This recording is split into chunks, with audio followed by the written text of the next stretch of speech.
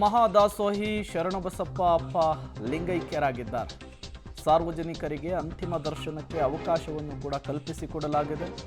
ಶರಣಬಸವೇಶ್ವರರ ದೇವಸ್ಥಾನದ ಆವರಣದಲ್ಲಿಯೇ ಅವಕಾಶವನ್ನು ಕಲ್ಪಿಸಿಕೊಟ್ಟಿರುವಂಥದ್ದು. ಮಧ್ಯಾಹ್ನ 2 ಗಂಟೆಯವರೆಗೂ ಕೂಡ ಅಂತಿಮ ದರ್ಶನಕ್ಕೆ ಅವಕಾಶ ಕಲ್ಪಿಸಲಾಗಿದೆ. ಬಳಿಕ ಅಂತಿಮ ಸಂಸ್ಕಾರದ ಪೂಜಾ ವಿಧಿವಿಧಾನವನ್ನು ನಡೆಸಲಾಗುತ್ತೆ. ಸಾಯಂಕಾಲ 5 ಗಂಟೆಗೆ ಶ್ರೀಗಳ ಅಂತ್ಯ ಸಂಸ್ಕಾರಕ್ಕೆ ಸಿದ್ಧತೆಯಾಗಿರುವಂಥದ್ದು. ದೇವಸ್ಥಾನದ ಮುಂಭಾಗದಲ್ಲಿಯೇ ಅಂತ್ಯ ಸಂಸ್ಕಾರ ನೆರವೇರುತ್ತೆ ಎನ್ನುವಂತಹ ಮಾಹಿತಿ ಕೂಡ ಸಿಗ್ತಾ ಇರುವಂಥದ್ದು. ಶರಣರ ನಾಡು, ಕಲಬುರಗಿಯ ಆರಾಧ್ಯ ದೈವ, ಕಲ್ಯಾಣ ಕರ್ನಾಟಕದ ಶೈಕ್ಷಣಿಕ ಕ್ರಾಂತಿಯ ಹರಿಕಾರ, ಮಹಾದಾಸೋಹಿ ಪೂಜ್ಯ ಶರಣಬಸಪ್ಪ ಅಪ್ಪ ಲಿಂಗೈಕ್ಯರಾಗಿದ್ದಾರೆ. ಕಲಬುರಗಿಯ ಶ್ರೀ ಶರಣಬಸವೇಶ್ವರ ಮಹಾಸಂಸ್ಥಾನದ 8ನೇ ಪೀಠಾಧಿಪತಿ, 90 ವರ್ಷದ ವಯಸ್ಸಿನ ಶರಣಬಸಪ್ಪ ಅಪ್ಪ ವಯೋಸಹಜ ಕಾಯಿಲೆಯಿಂದ ಲಿಂಗೈಕ್ಯರಾಗಿರುವಂಥದ್ದು. ಈಗ ಸಾರ್ವಜನಿಕ ದರ್ಶನಕ್ಕೂ ಕೂಡ ಅವಕಾಶವನ್ನು ಕಲ್ಪಿಸಿಕೊಡಲಾಗಿದೆ. ಮತ್ತಷ್ಟು ಡೀಟೇಲ್ಸನ್ನು ಕೊಡ್ತಾರೆ. ನೇರ ಸಂಪರ್ಕದಲ್ಲಿ ಜಾಯ್ನ್ ಆಗಿದ್ದಾರೆ ನಮ್ಮ ಪ್ರತಿನಿಧಿ ಪ್ರವೀಣ್.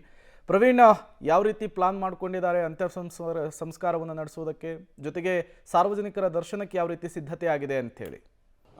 ಪ್ರೇಮ್, ಕಲಬುರಗಿಯಲ್ಲಿ ಏನಂದರೆ ಶೈಕ್ಷಣಿಕ ಕ್ರಾಂತಿ ಮಾಡಿದಂತಹ ಶರಣಬಸಪ್ಪ ಅಪ್ಪ ಅವರ ಒಂದು ಲಿಂಗೈಕ್ಯ ಹಿನ್ನೆಲೆ ಅವರಿಗೆ ಈಗ ಅಂತಿಮ ದರ್ಶನಕ್ಕೆ ಬೇಕಾದಂತಹ ಎಲ್ಲ ಸಿದ್ಧತೆಗಳನ್ನು ಕೂಡ ಕಲಬುರಗಿಯ ಜಿಲ್ಲಾಡಳಿತ ಮಾಡಿಕೊಂಡಿದೆ. ಅಂದರೆ ಕಲಬುರಗಿಯ ಶರಣಬಸವೇಶ್ವರ ಒಂದು ದೇವಸ್ಥಾನದ ಆವರಣದಲ್ಲೇ ಈಗ ಇನ್ನೊಂದು ಅರ್ಧ ಗಂಟೆಯಲ್ಲಿ ಸಾರ್ವಜನಿಕರಿಗೆ ಒಂದು ಅಪ್ಪಾಜಿಯವರ ಒಂದು ಅಂದರೆ ಏನಂದರೆ ಅಂತಿಮ ದರ್ಶನಕ್ಕೆ ಬೇಕಾದಂಥ ಎಲ್ಲ ಸಿದ್ಧತೆಗಳು ಕೂಡ ಆರಂಭವಾಗಿದೆ. ಅದಾದ ಬಳಿಕ ಮಧ್ಯಾಹ್ನ 2 ಗಂಟೆಗಳವರೆಗೂ ಕೂಡ ಏನಂತಂದರೆ ಸಾರ್ವಜನಿಕರಿಗೆ ಅಂತಿಮ ದರ್ಶನಕ್ಕೆ ಅವಕಾಶ ಕಲ್ಪಿಸಿಕೊಡಲಾಗಿದೆ. ಅದಾದ ಬಳಿಕ ಮತ್ತೆ ಅಂತ್ಯ ಸಂಸ್ಕಾರಕ್ಕೆ ಬೇಕಾದಂತಹ ವಿಧಿ ವಿಧಾನಗಳನ್ನು ಕೂಡ ಶ್ರೀಗಳ ನೇತೃತ್ವದಲ್ಲಿ ಮಾಡೋದಕ್ಕೆ ಈಗ ದಾಸೋಹ ಮಹಾಮನೆ ಎಲ್ಲ ಸದಸ್ಯರು ಕೂಡ ಸಿದ್ಧರಾಗಿದ್ದಾರೆ. ಈಗ ಬೆಳಗ್ಗೆ ಏನಂದರೆ ಸಾರ್ವಜನಿಕ ದರ್ಶನಕ್ಕೆ 7 ಗಂಟೆಯಿಂದ ಅಂತ ಸಮಯ ಕೊಟ್ಟಿದ್ರು.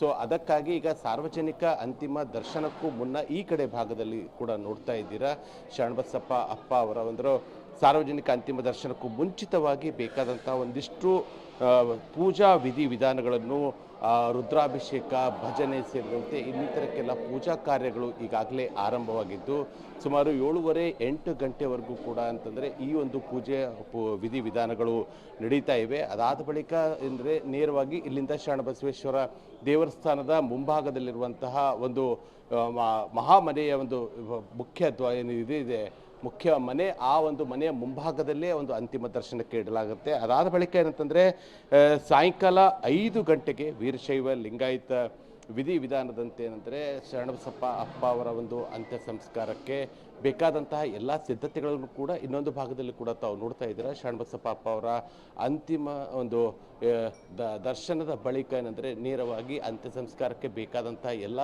ಸಮಾಧಿ ಮಾಡಲು ಬೇಕಾದಂತಹ ಎಲ್ಲ ಸಿದ್ಧತೆಗಳನ್ನು ಕೂಡ ಈಗಾಗಲೇ ಇಲ್ಲಿನ ದಾಸೋಹ ಮಹಾಮನೆಯವರು ಮಾಡ್ಕೊಂಡಿದ್ದಾರೆ. ಸೊ ಇದ್ರ ಬಗ್ಗೆ ಮಾತಾಡೋದಕ್ಕೆ ಇಲ್ಲಿ ನಮ್ಮೊಂದಿಗೆ ಇದ್ದಾರೆ. ಸರ್, ಈಗ ಅಪ್ಪಾಜಿಯವರು ನಮ್ಮ ಜೊತೆ ಇಲ್ಲ, ಏನಂತೀರಾ ಇದು? ಈ ಭಾಗದಲ್ಲಿ ಮಧ್ಯಮ ವರ್ಗ ಮತ್ತು ಕೆಳವರ್ಗದವರಿಗೆ ಶಿಕ್ಷಣವನ್ನು ಕೊಟ್ಟಂತಹ ಮಹಾಮೇರು ಆಗಿರುವಂಥ ವ್ಯಕ್ತಿತ್ವ ಯಾರ್ದಂದರೆ ಪರಮ ಪೂಜ್ಯ ಡಾಕ್ಟರ್ ಶರಣಬಸಪ್ಪ ಅಪ್ಪಾಜಿಯವರು.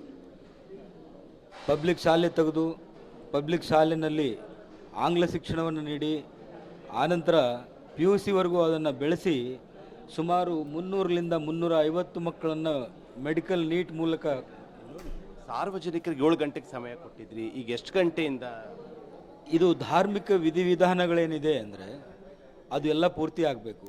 ಈಗ ಪರಮ ಪೂಜ್ಯ ಡಾಕ್ಟರ್ ಶರಣಬಸಪ್ಪ ಅಪ್ಪಾಜಿಯವರಿಂದ ಅಧಿಕಾರ ಹಸ್ತಾಂತರವನ್ನು ಪರಮ ಪೂಜ್ಯ ಚಿರಂಜೀವಿ ದೊಡ್ಡಪ್ಪ ಅಪ್ಪಾಜಿಯವರಿಗೆ ಆಗಬೇಕು. ಸೊ ಅದು ಏನು ಶಾಸ್ತ್ರೋಕ್ತವಾಗಿ ಕಾರ್ಯಕ್ರಮ ನಡೀತಾ ಇದೆ. ಅದು ಎಲ್ಲ ಗುರುಗಳು ಬಂದು ವೀರಶೈವ ಧರ್ಮದ ಅನುಸಾರವಾಗಿ, ಧರ್ಮದ ಪರಂಪರೆ ಅನುಸಾರವಾಗಿ ಆ ವಿಧಿ ವಿಧಾನಗಳು ನಡೀತಾ ಇದೆ. ಅದು ನಡೆದ ನಂತರ ಪೂಜ್ಯ ಅಪ್ಪ ಅವರ ಅಂತಿಮ ದರ್ಶನಕ್ಕೆ ಎಲ್ಲ ಸದ್ಭಕ್ತರಿಗೆ ಚಿರಂಜೀವಿ ಅಪ್ಪಾಜಿಯವರಿಗೆ ಅಧಿಕಾರ ಹಸ್ತಾಂತರ, ಚಿರಂಜೀವಿ ದೊಡ್ಡಪ್ಪ ಅಪ್ಪ ಅವರಿಗೆ ಅಧಿಕಾರವನ್ನು ಹಸ್ತಾಂತರ ಮಾಡ್ತಾ ಇದ್ದಾರೆ ಎಲ್ಲ ಗುರುಗಳು ಸೇರಿ. ಅವರು ನಮ್ಮ ವೈಸ್ ಚಾನ್ಸಲರ್ ಇದ್ದಾರೆ. ಸರ್, ಈಗ ಯಾವ ರೀತಿಯಾಗಿ ಸಿದ್ಧತೆಗಳು ಈಗ ಮಾಡಿಕೊಳ್ಳಲಾಗಿದೆ ಸರ್? ಈಗ ಬರುವ ಭಕ್ತರಿಗೆ ಪೂಜ್ಯ ಅಪ್ಪಾಜಿಯವರ ದರ್ಶನಕ್ಕಾಗಿ ಅನುಭವ ಮಂಟಪದಲ್ಲಿ ವ್ಯವಸ್ಥೆ ಮಾಡಲಾಗುತ್ತಿದೆ. ಎಲ್ಲ ಪೊಲೀಸ್ ವಿಭಾಗದವರು ನಮ್ಮನ್ನು ಬಹಳ ಸಹಕಾರ ಮಾಡ್ತಾ ಇದ್ದಾರೆ. ಭಕ್ತರು ಸಾಲಾಗಿ ಬಂದು ಯಾರಿಗೂ ತೊಂದರೆ ಆಗಲಾರ್ದಂಗೆ ಶರಣರ ದಿವ್ಯ ದರ್ಶನವನ್ನು ಪಡೆದು ಹೋಗ್ಲಿಕ್ಕೆ ಅನುಕೂಲ ಮಾಡಿಕೊಡ್ತಾರೆ. ಹೆಚ್ಚು ಕಡಿಮೆ ಯಾವ ಸಮಯ ಆಗ್ಬೋದು ಜನರಿಗೆ ಸಾರ್ವಜನಿಕರಿಗೆ ಬರೋದಕ್ಕೆ ಅಂತಿಮ ದರ್ಶನಕ್ಕೆ? ಈಗ ಇನ್ನೊಂದು ಅರ್ಧ ತಾಸು ಒಂದು ತಾಸಿನಲ್ಲಿ ಪ್ರೇಮ್, ಇದು ಏನಂತಂದರೆ ಈಗ ಶರಣಬಸಪ್ಪ ಅಪ್ಪ ಅವರು ಈಗ 8ನೇ ಪೀಠಾಧಿಪತಿಯಾಗಿದ್ದರು. ಈಗ ಅವರ ಪುತ್ರ ಚಿರಂಜೀವಿ ಅಪ್ಪಾಜಿ ಅವರಿಗೆ ಏನಂದರೆ ಬೇಕಾದಂತಹ ಅಧಿಕಾರ ಅಂದರೆ ಇದು ಪೀಠಾಧಿಪತಿಯ ಒಂದು ಹಸ್ತಾಂತರ ಒಂದು ಕಾರ್ಯಗಳು ಈಗ ನಡೀತಾ ಇರೋದಾಗಿ ಶ್ರೀಮಠದವರು ಹೇಳ್ತಾ ಇದ್ದಾರೆ.